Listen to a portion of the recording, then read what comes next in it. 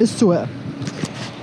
حلقه النهارده هتبقى ان شاء الله عن السواقه، هنتكلم فيها عن ايه اللي انت بتعمله وانت بتجرب الموتوسيكل في اخر مرحله بقى في السواقه. طبعا احنا الحلقات اللي فاتت دي كنا عمالين نتكلم كتير عن الموتوسيكل وازاي تكشف على كل جزء منه وانت من غير ما تدور ومن غير ما تتحرك بالموتوسيكل.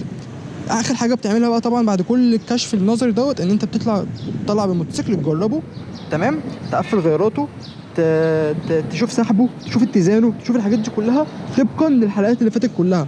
بمعنى ان انت لو لقيت الموتوسيكل مثلا فيه هزه يبقى ممكن يكون من المساعدين، ممكن يكون من الفرش، ممكن يكون من الجنط، تمام. لقيت الموتوسيكل سحبه مش تمام ممكن يكون من آلة الجر، ممكن يكون من الموتور، ممكن يكون لقيته بيقطع مثلا، ممكن يكون البوجيه، ممكن يكون الكربيراتير.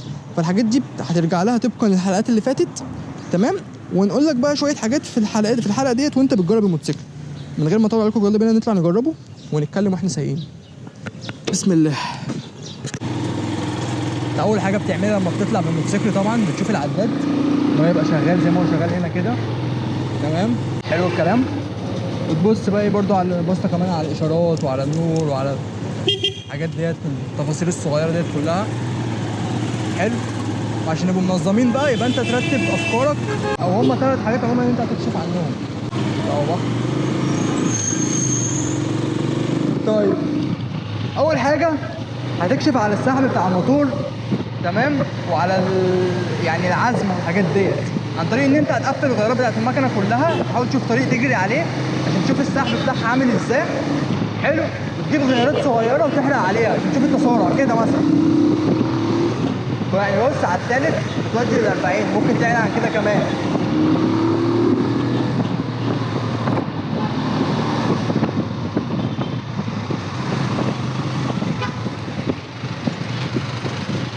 الفرامل برضه شوف الفرامل هتجيب معاك بتقف بسرعه رايحه الحاجات ديت، فاهم.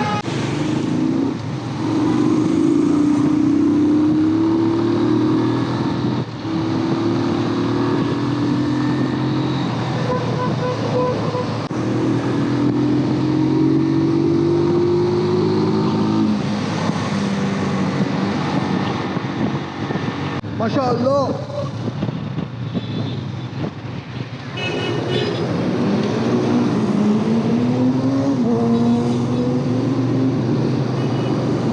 بحاول زمان ايه لما تكون مكنه انت طالع بيها ما تعرفهاش بلاش تحرق قوي او تودي قوي، عشان انت ممكن ما تبقاش ضامن حالتها، ممكن تبقى المكنه بايظه. فانت هنا بدل ما يبقى انت بتكشف على حاجه بايظه انت ممكن تلبسها اصلا وتعمل حادثه لا قدر الله، فاهم.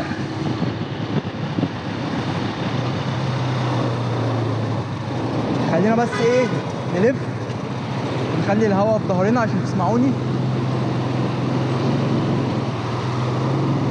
الحاجه الثانيه اللي هتكشف عليها الاتزان بتاع المكنه، بمعنى لو فيها حدفه او فيها رفه في الجنط، فاهم. فهتعمل ايه بقى ساعتها عشان تكشف؟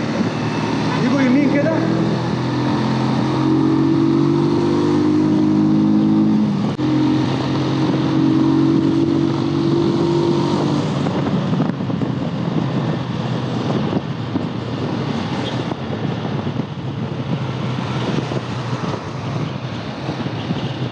مش عارف اقف الطريق بيخليك تجري. المهم يا جدعان بالنسبه للاتزان هتيجي على اليمين كده وتمشي على جنب، تمام، وتدي المكنه جاريه وتسيب الجازوه.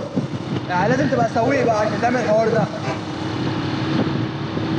بس تتاكد ان الطريق فاضي.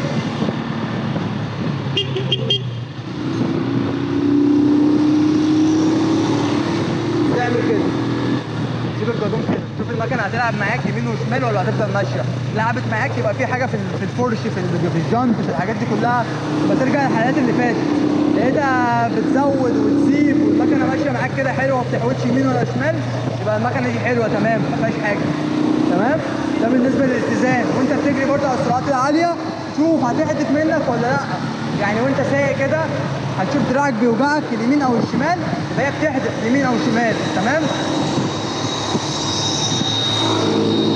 عندك بعد كده التعليق، ده الجزئيه الثالثه. يبقى احنا قلنا السحب والاتزان والتعليق. التعليق بقى ان انت تاخد بيها مطبات وتشوف المكنه دي في المطبات هتلاقيها سوسته وحلوه وكده ما بتحسش بالمطب. يعني مثلا مطب اهو يعني بتاخد المطب وسوسته ولا منشفه؟ انت بتحس بتاخد المطب في عظمك وفي جسمك، ما دي ساعتها مشكله. تمام؟ يعني بتتاكد ايه، بتاخد بيها لفه حلوه كده بتكروز، تتاكد ان كل حاجه فيها سليمه.